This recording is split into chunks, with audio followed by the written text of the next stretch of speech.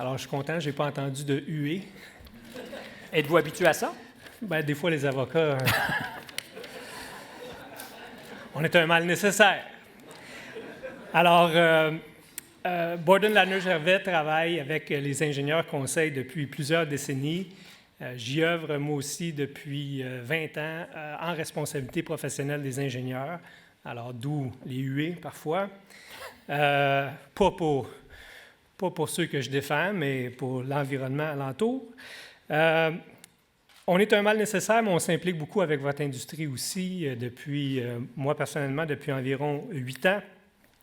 Et BLG est particulièrement fier de s'associer pour une deuxième année au Grand Prix du Génie Conseil québécois pour souligner vos réalisations. Cette année, nous remettons le prix dans une catégorie d'avenir. En œuvrant en environnement, les ingénieurs non seulement contribuent au développement économique du Québec, mais contribuent également à harmoniser le développement avec notre milieu de vie, ce qui est, on en convient tous, très important. Alors, dans la catégorie environnement, les nommés sont. Je vous dis bravo. Un projet dont on peut facilement imaginer que c'était complexe parce que ça se passe dans un environnement inhospitalier. Mais aidez-nous à prendre la mesure du chantier dans lequel vous êtes embarqué et de la mission telle qu'elle a été définie. Écoutez, on parle ici d'un site qui est localisé au 69e parallèle nord. On parle de 300 km au-dessus du cercle polaire. Ça, c'est passer le Père Noël. Voilà, on n'est pas loin.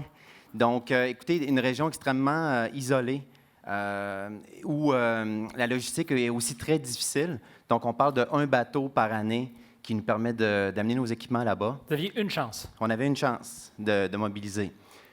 Et aussi, bon, on parle d'une proximité avec les communautés inuites.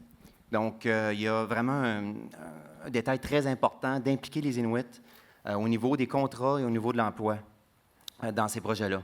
Puis, il faut que j'ajoute aussi qu'au niveau de la planification de ces projets-là, tout ce qui est analyse, gestion de risque est primordial. Parce qu'un petit détail qu'on oublie, écoutez, une machinerie lourde là, qui brise à cette latitude-là, on ne peut pas se revirer et avoir une pièce là, dans la journée même. La fenêtre d'opération dans la saison, c'était combien de jours ou de semaines? C'est environ une centaine de jours. Donc, c'est pour ça qu'étant donné qu'on a une fenêtre très courte, on travaille c'est des longs chiffres de travail, donc des 12 heures par jour. Puis les gens sont là sur une période... c'est assez intense. C'est de juin à septembre, en fait. Je comprends qu'en plus de ce que vous aviez à faire, ce sur quoi vous aviez à travailler, vous avez aussi dû vous construire des infrastructures, pistes d'atterrissage, allonger une route pour être capable de vous rendre sur les sites. Donc, avant même de vous attaquer aux 2 sites que vous avez décontaminés, vous avez construit des infrastructures. Exactement. En fait, ils construisaient les stations radars sur les points hauts. Donc, c'est des endroits qui sont très escarpés. Les routes n'avaient pas été utilisées depuis plus de 40 ans. Donc, il a fallu faire la réfection des routes. Et puis, en fait, on est arrivé avec une solution innovatrice. On a construit une piste sur le sommet de la montagne pour pouvoir couper un peu nos temps d'hélicoptère puis avoir une offre avantageuse au niveau économique, là. Vous en avez parlé, il y avait un enjeu important, c'était bien entendu la cohabitation avec les communautés locales. Jusqu'à quel point une firme d'ingénieurs, par-delà son expertise technique, a un rôle dans ces circonstances-là qui est social et politique? Écoutez, comme je disais tout à l'heure au Nunavut, les opportunités d'emploi pour les communautés locales sont très, très restreintes. Donc, nous, quand on arrive là, on a réussi au cours du projet à avoir des retombées en contrat de 70 localement? Localement, les entreprises inuites. Et aussi au niveau de la main-d'œuvre, 50 des heures travaillées sur le projet ont été faites par des Inuits. Puis, écoutez, en Globe, depuis 2005, on travaille à cette latitude-là. Ce projet-là a constitué notre 8e projet du genre. Et on a formé beaucoup de main-d'œuvre inuite à travailler sur ces sites-là. Donc, voilà. Sans jeu de mots trop facile, c'est assez inuit ce que vous dites, parce que dans les faits, c'est donc que vous avez pris de la main-d'œuvre qui n'était pas nécessairement qualifiée comme vous le voulez, vous l'avez formée et elle a travaillé avec vous. Exactement.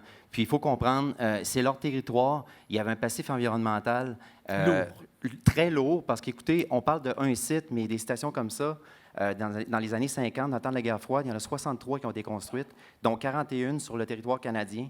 Donc, il y a un passif qu'on efface, puis je pense que d'impliquer les Inuits dans la réhabilitation de leur terrain, sur leur territoire, est vraiment un plus là, pour tout le monde. Je termine avec un commentaire d'un membre du jury qui a dit qu'il enviait vraiment les ingénieurs qui avaient travaillé sur votre projet, qui auraient voulu être avec vous. Est-ce que c'était fun à faire? Ben, pas tout le temps, là, quand on poignait des...